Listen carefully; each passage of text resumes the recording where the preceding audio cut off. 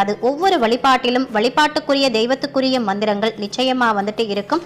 இதற்கு காரணம் நாம ஒரு விஷயத்தை அப்படியே சொல்வதற்கும் மந்திரத்தின் வாயிலாக தெய்வத்திடம் கொண்டு போவதற்கும் நிறைய வித்தியாசங்கள் இருக்கு. அந்த வகையில இந்த மந்திரம் உங்களுடைய வேண்டுதல்களையும் கனவுகளையும் நிறைவேற்றிக்க நிச்சயம் துணை புரியும். இனி நீங்க எதை நினைத்தாலும் நடக்கக்கூடிய யோகத்தை பெறக்கூடியவர்களாக இந்த மந்திரத்தை நீங்க சொன்னா மாறுவீங்க.